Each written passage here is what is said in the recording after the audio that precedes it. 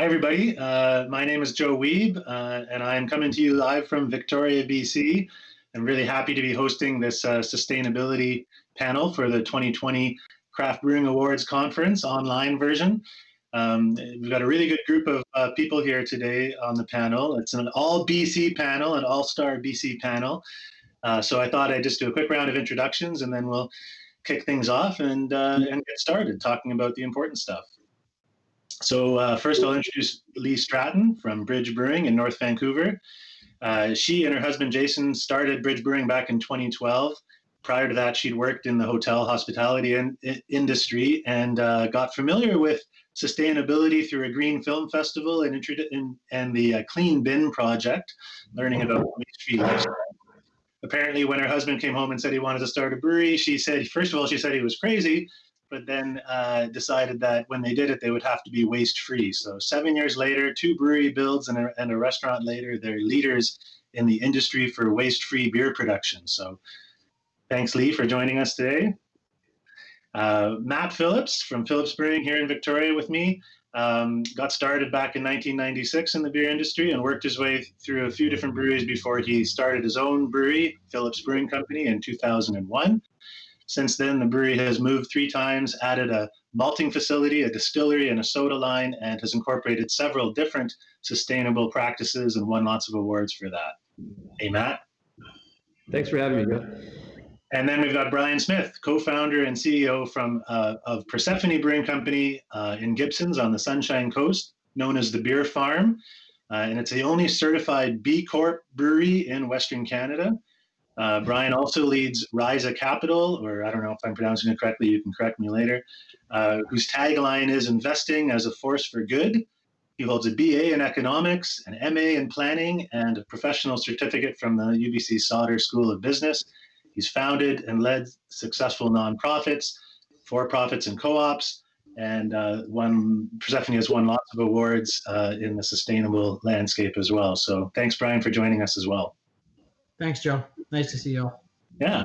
So I thought just before, to kick things off, I thought we could just get each of you to say a few words kind of what sustainability means for you personally. I think everybody has a different idea about what sustainability is.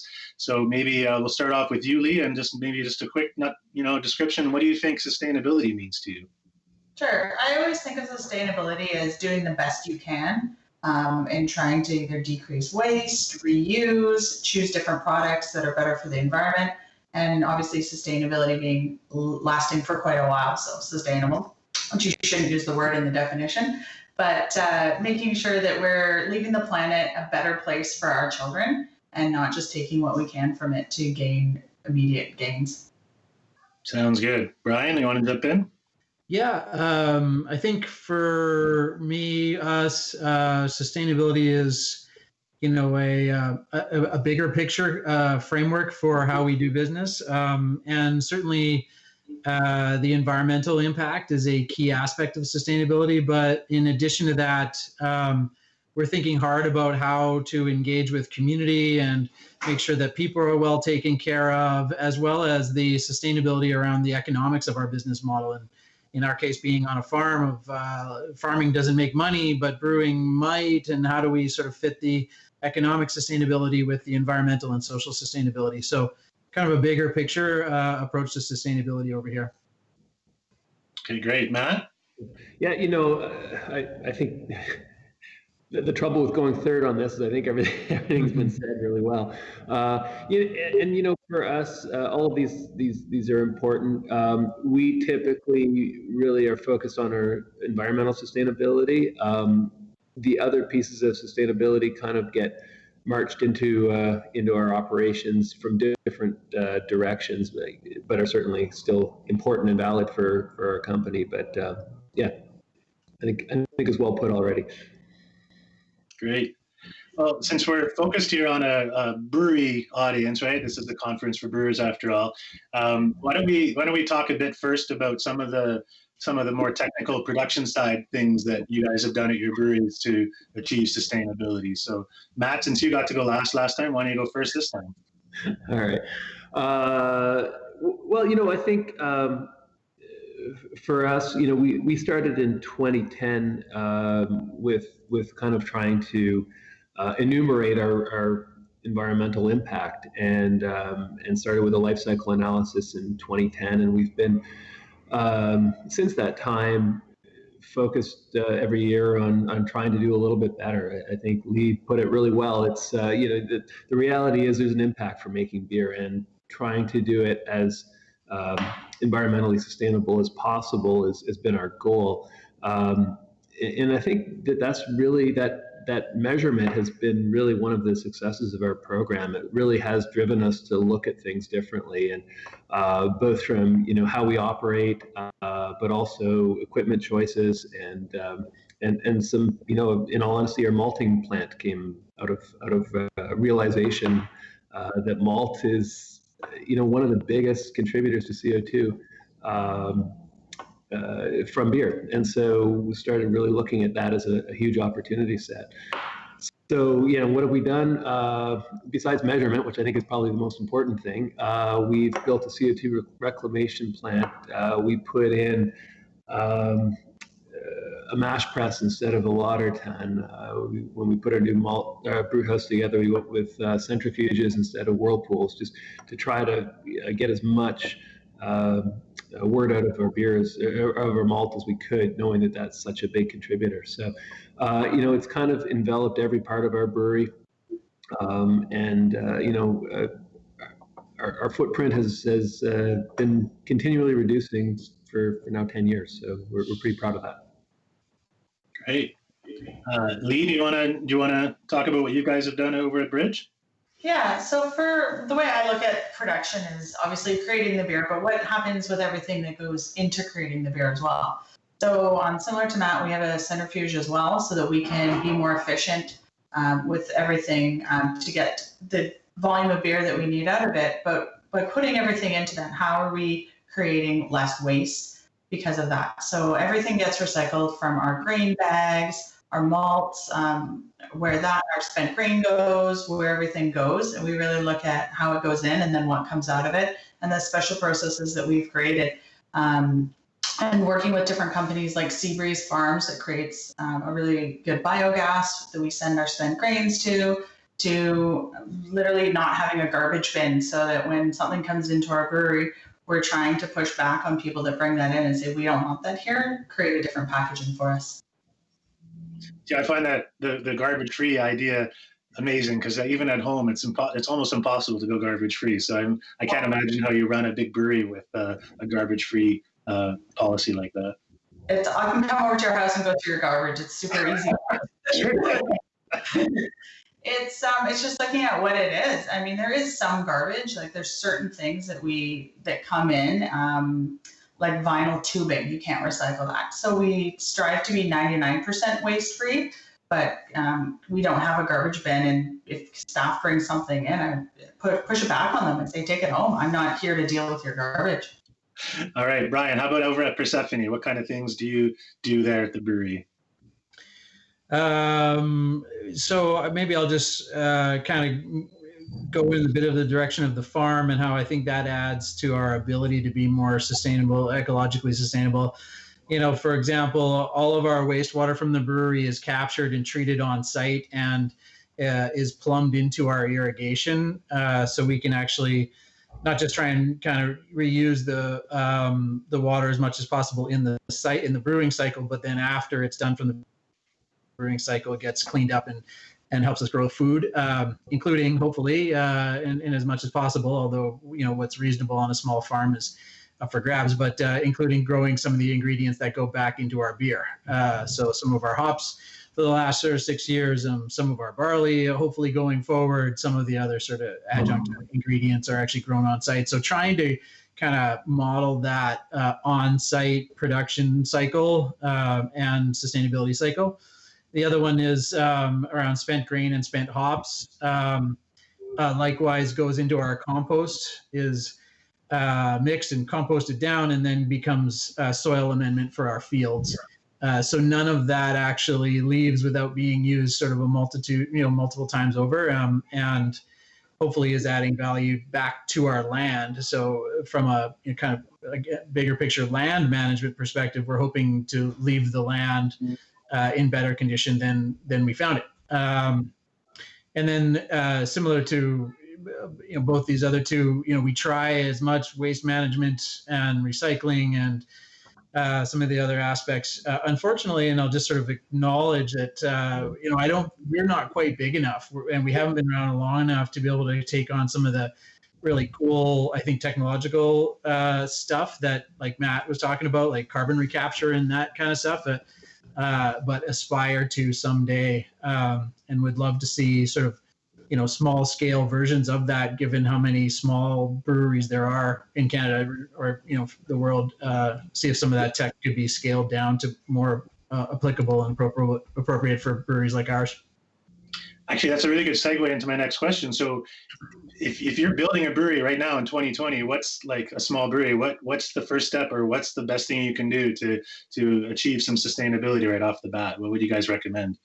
First, I think it's looking at what you're able to achieve and take those small steps. And for example, before we opened, my thing was zero waste. So we set up not only just the recycling, but what can we turn away? What can we not accept as packaging, and what can we use that truly reuse things rather than just send it off to be recycled somewhere? So things that don't cost a lot. So obviously opening a brand new brewery does cost a lot. So you're not going to be investing in a centrifuge and all these really expensive technologies, and to set it up properly with the recycling. And I still get calls every day with people send me photos and go, I don't know what to do with this. And it's something new that's come into the brewery, and how do we recycle it? And it's starting from the beginning and saying, this is how we separate it, this is how we source it, and have different bins all set up and ready to go so that it's easy for your team. Otherwise, they'll just throw it in a corner and pretend it didn't exist. How about you, Brian? Any other suggestions? It was my first suggestion, highly biased, is put your brewery on a farm. Just a whole bunch of advantages to it. I don't know why everybody doesn't do it. Second one is, and a little bit Lee was alluding to it, is set up the people who work for you's expectation to be looking for those opportunities as well. So every time somebody, we have a brewer who's been pitching me hard on capturing all the rainwater off of our roofs and using that for cleaning or for irrigation, and I'm like, oh, that's a big project to take on. But I love that it isn't just top down, that it isn't just me coming up with the sustainability ideas, that a whole bunch of our team are. And so the sooner we can get our teams engaged in that discussion, I think the more we can achieve. Great. Matt, do you have some suggestions for a new brewery, what they should try to do? Well, yeah, I think it. You guys have nailed it. It's all about people in this case, and we've spent a lot of money and put a lot of effort into automating a lot of this stuff.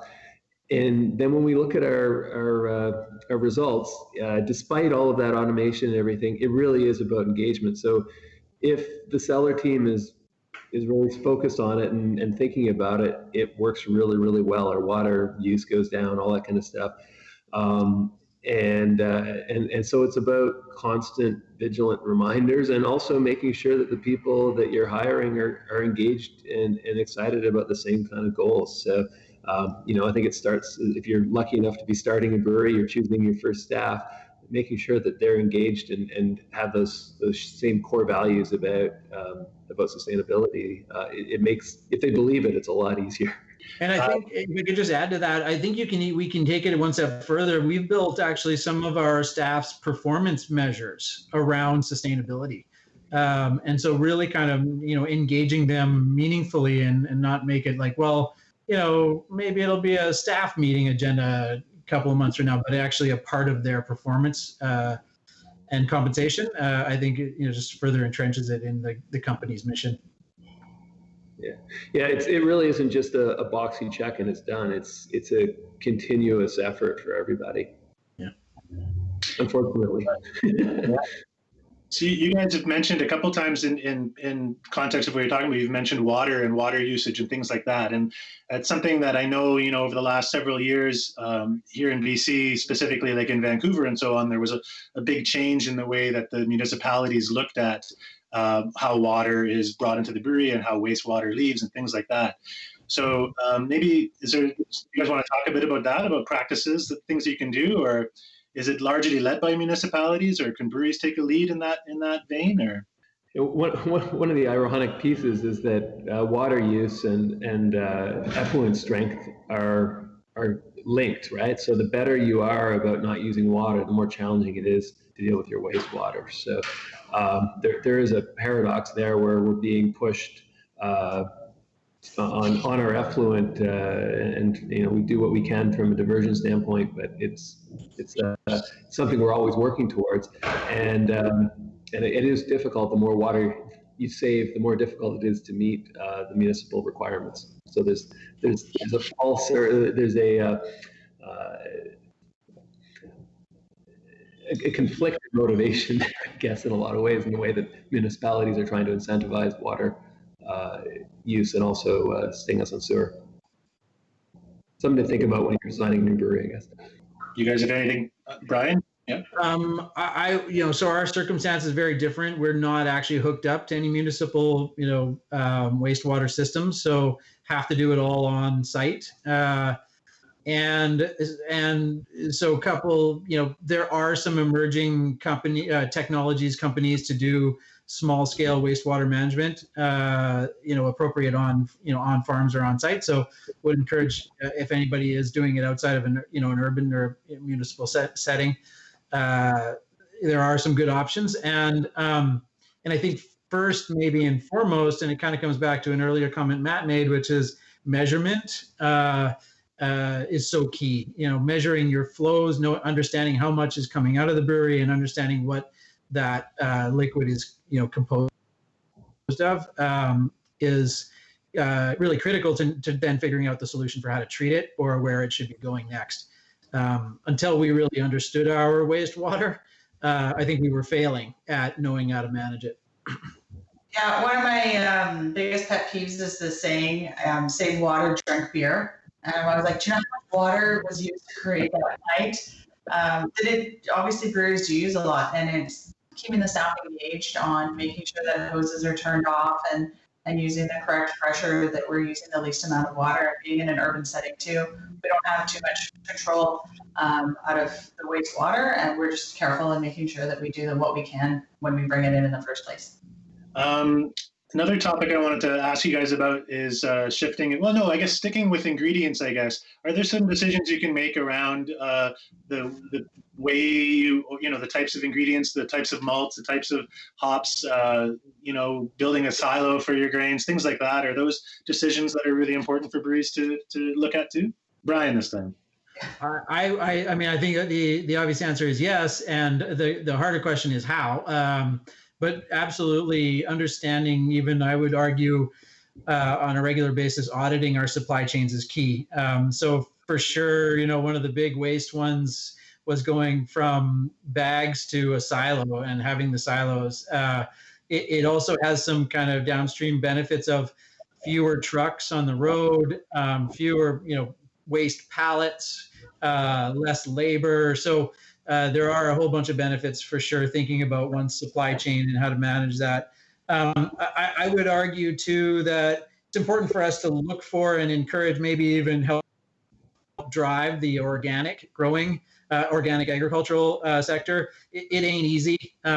Even those of us, our farm is 100% completely organic practices. But even we can't commit to organic barley and organic hops in all of our beers because there just isn't great supply out there. But the evidence is there that organic growing practices is good for our environmental, for our ecological systems and people. So if we can more and more try to find organic supply of farm ingredient, I think the better for it. Matt, do you want to talk about the malting side of things and with grains and so on? I know not everybody can afford to build a malting facility, but yeah, it's not always the best decision financially, anyway. But yeah, that was part of the reason why we built it. It was we realized there was a significant footprint to malt to begin with. That it was the number one contributor to CO2 from our operations. And so being able to do things more locally was part of part of the marching order on why we did that. We wanted to be connected with our growers. We wanted to find ways to have a lower footprint and lower miles behind our beer. So it's been a pleasant surprise from a quality standpoint. We weren't entirely sure that the island was going to be a good breadbasket for us, but it's turned out to be really good quality barley that grows here. So it's been there's in all of these things, doing things for sustainability. There's always beautiful other pieces that come out of it too. I think it's just such a great direction because sometimes it saves money, sometimes it allows for these connections with farmers, whatever the case might be. There's always extra benefits that come from these sustainability projects. So in terms of the malting industry, then are there new advances that are happening, or like should breweries be looking for smaller maltsters, or like when you talk about the CO2 footprint, is that the trucks that are bringing the malts, or is that the size of the malting facilities, or what's the story? Yeah, no, good question. It's actually the growing. It's the actual barley. So there's an incredible amount of energy that goes into growing, especially if it's irrigated land. But everything from the diesel that the tractors run on to the pesticides to the trucking, and then malting has a significant footprint as well. So one of the nice things about having a brewery associated with it is we can use some of our waste heat to work on the kiln too. So there's some energy savings that we're able to do on that front. So in terms of different maltsters and what they've got for which ones are more sustainable, I really don't have good insight into that, Joe. But yeah, certainly, I think from a brewer's perspective, the one thing you can do is just, and it has the benefit of helping your pocketbook, is really just focus on your brewhouse efficiency.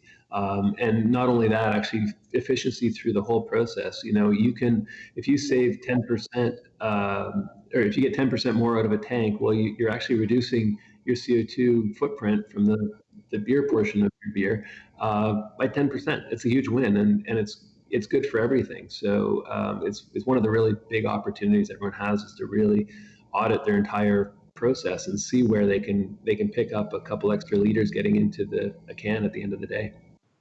So Lee, I didn't mean to leave you out of this discussion, but do you have anything to add to it?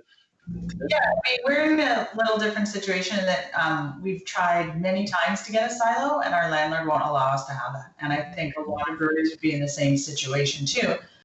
That's definitely the best thing. Then you don't have any of the grain bags. You can get more bulk and less trucks on the road. But unfortunately for us, that's not a reality. So it's looking at how we can be more efficient. Just like Matt said, we've created a couple of unique beers that use more of the grain, so that we're able to use less grain because we're just more efficient in the brew house, centrifuge more efficient, and making sure that we're getting more beer out of the tanks. What about on the hop side of things? Brian, you guys grow a lot of your own hops, but obviously you don't use exclusively your own hops. So what kind of thinking goes into your decisions about hops? Does sustainability come into that at all? Well, I wanted to quickly just add one piece around barley, although it is a decent segue or overlap with that question is, and Matt sort of touched on something that I think is important to highlight, and that is sort of our relationship as brewers to the farmers and to where that, those agricultural products come from. I would encourage all brewers to know who their source suppliers are, not just the maltsters, but where the farms are, what those farmers are facing. We've spent a whole bunch of time working and talking and trying to figure out with farmers what the best thing is for them, because quite frankly, I actually feel like the way the supply chain is set up in BC is an inordinate amount of risk is actually on the shoulder of the farmers. And so if we can shift kind of that power dynamic in the industry, I think we'll be benefiting our whole provincial economy and agricultural economy, and not just sort of our businesses. So, speaking to that kind of side of sustainability, the economic sustainability, I think it's important to understand and support farmers. And so to your question around hops, frankly, it doesn't really work. And we can't make a viable economic argument for growing hops. In fact, lots of people still reach out to me and say, hey, I got 10 acres. Should I set up hops? And I go, no, like hard no. because it's very, it's especially if, one isn't an experienced, doesn't have the land or isn't an experienced hop grower, doesn't understand, pests or soil management, et cetera, not to mention the upfront cost. So scale on farming is a key challenge. And I think those farmers, especially in the Fraser Valley, who are trying to make hops work and get to, 50 to 100 acres of hops, maybe they're going to get there and maybe it works. And so I do want to try and support them. We are trying to buy local, or at least within the province, as much as we can, because frankly, we know how damn hard it is to actually grow hops, or barley for that matter. So hopefully we can support our local farmers. I know you went down that road a while ago, Matt, growing hops locally, and then you kind of stepped away from it. So what do you think on the hop side of things? We did. 15 years ago, we put a fair amount of effort into that. In all honesty, we just weren't happy with the results. So it's never really been, at the end of the day, sustainability is really a focus for us, and has been for a while. But the first focus is on quality, and so we were excited that maybe we could grow our hops locally, but it just didn't work out. And at the end of the day, the quality of the beer was the most important piece for us. So that said, I think there's some good hops being grown locally. We haven't gone down that road, partly because we contracted out our hops so far in advance so many years ago to ensure supply that we just haven't had any bandwidth or any extra purchasing requirements that would allow us to look at those local hop growers, except for fresh hop beers and things like that. Do you have anything to add about the hops side of things? Yeah, I think we're pretty lucky where we're all located that we have such great hop farms close by that we can buy local hops. I think it'd be pretty frustrating being other parts of the world that don't have that and have to internationally ship it in. So I think we're very fortunate that we can support all of our local hop farmers that way. I'll just add a bump that isn't a local, but Crosby Hop Farms down in just south of the border is a certified B Corp. And I'm really kind of inspired. I've visited them actually now half a dozen times, and continue to be inspired by their commitment to both ecological and social sustainability through their B Corp certification. So encourage anyone who's not using Crosby, if you can. We really like them. So I do want to ask you about B Corp, but I want to stick on the sort of the production side of things with one more question, and then maybe get more into that side of sustainability next. So the last question I had around beer production side of things has to do with packaging. So we've seen a big shift towards cans lately, and cans, obviously there's some positives and negatives to cans, but do you guys feel mostly positive, mostly obviously in that realm? And I guess also talk about packaging around cans. I know that you've each done different things with your approaches to packaging your cans and the boxes or containers that hold them and so on. So Lee, why don't you start us off, since I've been leaving you to last too long?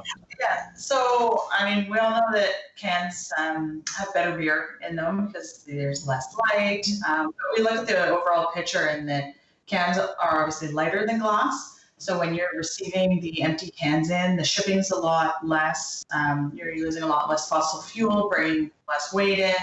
For storage, you can store more because you can pack them higher. And then same thing going out, it's obviously a lot less. So we really like that aspect of it.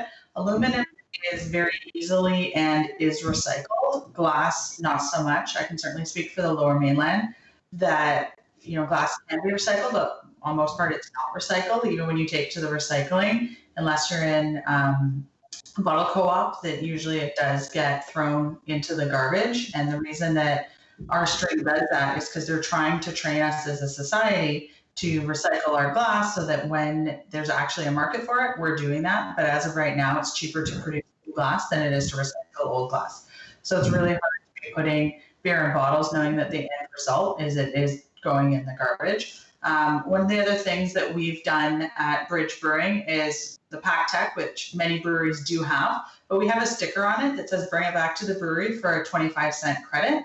Because again, we're all about reusing rather than just recycling. So you can throw these in your blue bin recycling, but for us, if you bring it back, we sanitize it and then we get to reuse it. So we can reuse it 10, 12 times, and that's huge cost saving for us, but more so an environmental saving. If I can keep it out of even the recycling stream, that's that much less energy to keep creating pack techs again. And it's a super successful program. It shocks me when I see guys pull up to the brewery and they've just got bags and bags of these pack techs. And we get other breweries, and we're happy to take theirs back because our whole goal is to keep it out of the recycling if we can reuse it. That's great. It's a good program. Yeah. Brian, do you have what do you guys look at in terms of packaging? And Not much to add. Completely agree with Lee around aluminum over glass. The only thing that irks me is I got a bunch of equipment capital tied up in glass, but hopefully we can work our way out of that. And we're just now actually shifting. So appreciate the program that Bridge has around the pack tech. We, for a while, tried to get people to bring them back, and it wasn't happening. And so maybe we got to try 25 cents, but appreciate where you're coming from on that. What the shift that we're actually making is we're just now going into boxes. So cardboard around 6-packs instead of yolks. And a big driver of that was the recyclability of it. And you're doing that too, right, Matt? Yeah, well, if we kind of go back to the start of our measurement program 10 years ago, we were in a one-way glass at the time, and it was jaw-dropping the footprint of one-way glass. It was, oh God, I can't remember off the top of my head, but somewhere around like 40% or 50% of our footprint was just on those one-way crushable bottles. And so that pushed us to go into the bottle pool. So we've been in the pool now for, I think, 9 years, something like that. It is from a CO2 footprint impact. It's around the same as cans. Cans are actually really good too. So they're both, I love the reusability of those industry bottles, but the reality is, I think we all know it doesn't really matter because nobody wants to drink out of glass anymore.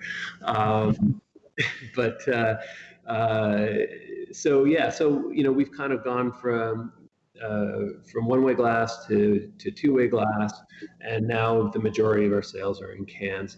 And recently for the longest time we've been in high cones, which are the plastic bird killers, and we've actually this month or last month, I guess, transitioned fully to cardboard containers for our cans. It was kind of an interesting one because from a CO2 footprint, it's actually moving us backwards. But we felt like getting rid of plastic was a higher goal than the CO2 footprint. So one of those, when you measure something, you kind of paint yourself into a corner. And sometimes the tunnel vision can take over, but you have to kind of pull back and think about what the real values that you're trying to live by are. So for us, getting rid of plastic was a higher goal. And I've seen some other breweries are doing things with these compostable rings that hold the cans. I think Barkerville Brewing up in Quesnel does it, and probably a couple others. Have you guys looked at those at all yet? Yeah, we did a fairly wide test of everything that was available. In terms of what made sense for us, in terms of things that held up well in the market, we didn't want to put things out there that were going to break down in wet fridges and that kind of thing. So as much as we liked some of those options, some of the ones that are made from grain and all that kind of stuff, really nice idea, but we just functionally they didn't work for us, and we were concerned. We wanted we wanted whatever we're going to have to really work well for our consumers and customers, because at the end of the day, if things start falling apart in the fridge, the consumer is going to be upset, and you're going to end up losing that beer anyway. So that's a negative impact to our environmental balance. Yeah, I feel the same way. And I think we, like probably you all, hope that tech or that, those products keep improving. So if their stability does improve and it's made out of grain and it's better than cardboard, the CO2 footprint, changes are always possible in the future as well. Yeah, we looked at a lot of those options as well. And, I'm just waiting for kind of the technology to catch up because, like Matt said, we did our own product quality testing and it just didn't work for us. Am I the only one who thinks those the yolks that are edible by sea life seems like a crazy idea? That we should be making garbage so that we feed turtles? I always found that it was like this meme that just seemed to go out of control. And people kept sending to me, that doesn't make sense to me. And it kind of just assumes that our garbage is going to end up in the ocean, which it shouldn't be, right? Like that's Yeah. Well, hey, then in that case, let's just make more of it. yeah, Yeah. exactly. All right, well, let's shift away from the production side of things more towards like the people side, I guess, more the ideas of working with your community or working with your own employees and so on. And maybe right off the bat, Brian, I wanted to ask you, like you guys, you've talked about being a B Corp. What exactly, like, describe what that means to people? Like maybe some other breweries don't even know what that is at this point. Yeah, I mean, so think of it as what organic is to food or fair trade is to coffee. B Corp certification is essentially an external validation of that you are using progressive values to drive your business. The B Corp evaluation assessment like system uses essentially 5 categories to assess how well you're doing. The governance model or ownership, how you might connect with community, how you treat your employees, what your operations are like, and how you treat the environment and or waste thereof. And so the certification, the B Corp certification, is sort of just this great way of making you look, and to Matt's earlier point, measure the things that you're doing, really take a hard look at what you're already doing and what you could be doing better. And so I am a big advocate of B Corp certification, of external validation. Lots of companies can say, oh yeah, we're super sustainability, or but not actually have their feet held to the fire. What's nice about B Corp certifications is every 2 years. And now the evolution of the B Corp movement, there's now like several thousand companies, including some really big companies. So there are no excuses for scale of company that can be B Corp. And they're now merging B Corp certification with the United Nations Sustainable Development Goals, which further, I think, drives us saying we are in this together. Key issues like climate change, like inclusion, like gender politics are all issues that we all need to be working on together to solve them. And it's not, and so, I think businesses in a sense can get on and join that collective effort by being, B Corp certified. There's a good plug for being B Corp for sure. So, what are some of the things that you guys do with breweries to, I guess, to work sustainably within your communities, to involve your local partners, all that side of things? What do you think, Lee? Do you have something to suggest on that vein? Yeah, I mean, I'm sure like every other brewery out there gets a ton of requests for donations, and we're very careful with who we want to work with. Everyone is very valuable and very worthy, but obviously we can't donate to everybody. So we keep along with our core values and really focus on some of the environmental ones, as well as the events that we sponsor too. That we do a lot of trail running. That's really close to our heart at Bridge Brewing, and making sure that when we're doing that we're supporting ones that don't hand out plastic or wax cups, that the ones that you need to bring and run with your own collapsible cup for your water station. And then at the end, we're either giving out cans of beer or a reusable cup in the beer garden. We invested in reusable plastic cups that we take back and wash each time. So that we're not disposing of these solo cups or going down that road. And then even when we do tastings as well, when we go into liquor stores, we bring all of our own glass tasting glasses so that our guests and customers can try the beer that way. We put it back in the box, we take it back to the brewery and then clean them out, and then they're ready to go for the next one. So that when we're out in the community working with stores or with events, that we're still focused on that, and it's not just at the brewery location, and it's being taken out further as well. That's great.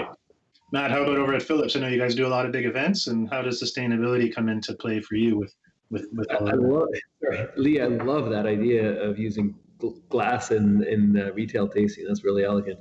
My sales reps don't like it, but they have to wash them all when they bring them back. But. Yeah. Well, Joe, there's not a lot. They're very sustainable events this year because they're not happening. It's very That's true. Yeah, but actually, this year we were committed to going with reusable cups for all of our events here in the brewery, and fortunately, none of them will actually happen. But that was a commitment we made last year, looking at at what we could do, because really the challenge is to look at the entire operation and find out all those opportunities that present themselves. So that was one that we kind of focused on this year, similar to what Lee was talking about in terms of not having the incredible amount of waste that these events can often generate. And Brian, I know you work with community service agencies and groups. I know, on the farm, I think you hire disabled people to come and work and things like that. Can you talk a bit about what you guys do in that vein? Yeah, I think there's a whole bunch of things that probably all of our breweries do. In fact, I know these other two breweries as well as us do things like benefit beers that raise money for nonprofits, things like bumping nonprofit or fundraising events on our social media, things like actually hosting things at our breweries. We've done everything from group garbage pickups on the trails to climate rallies so using our spaces as community hubs. But you've taken it in a bit of a different direction. We too were committed to, in fact, Persephone is part owned by a charity that serves people with developmental disabilities.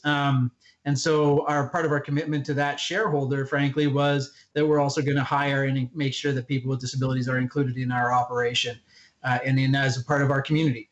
So we do have a group of people who work on the farm and in the brewery who have disabilities. And I think I know of several other breweries in BC who are doing similar work. I think P49 for sure is connected to this and a number of others.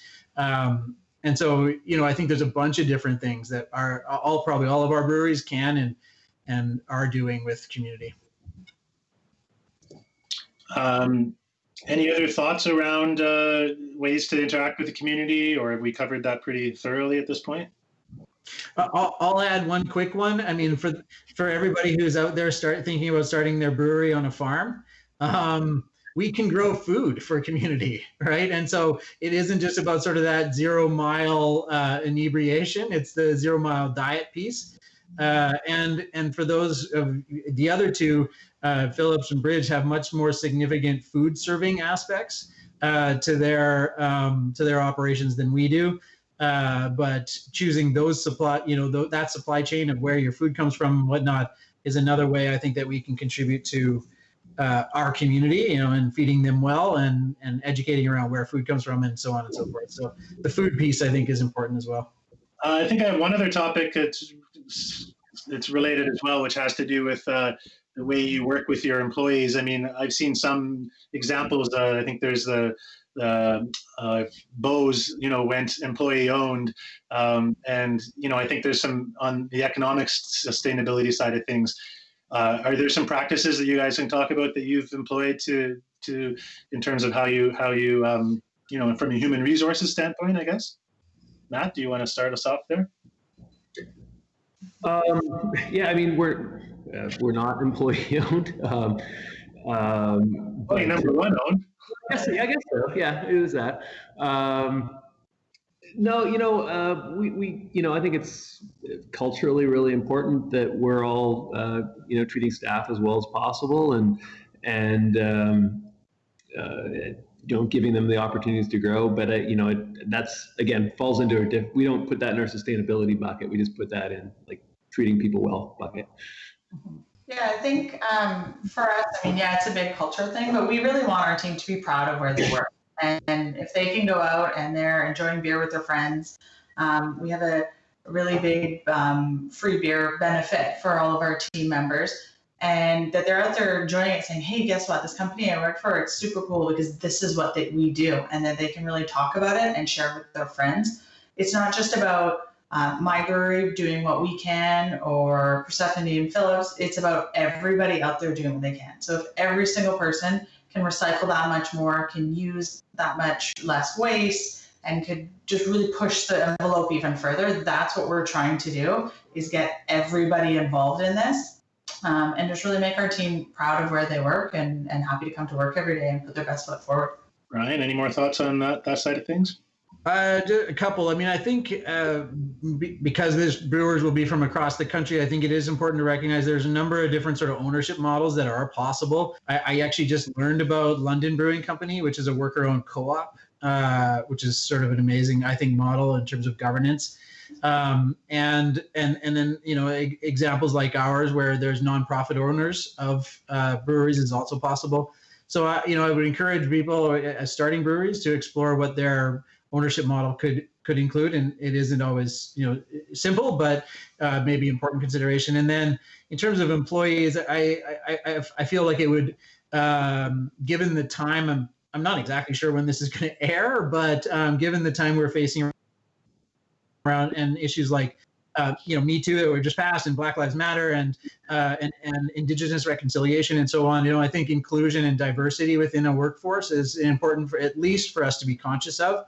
I'll name it. It's not an elephant in the room, but I'll name the fact that we're a very sort of fairly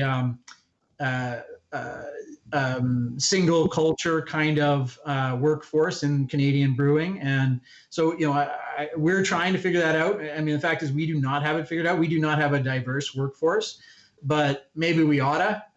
And what is the kind of systemic biases that exist in our industry that we should be naming and having discussions about is right now top of mind. So I'm sure it is for others as well. Yeah, I think that's really important topic, and I'm glad you touched on it. I know that there is another panel that's being done as part of the conference this year on diversity in the brewing industry. So let's all check that out as well and learn more from what they talk about there. So, well, I think we're pretty much coming to an end here, but do you guys have any final thoughts around sustainability? Anything we haven't touched on, or anything you just want to reinforce at this point?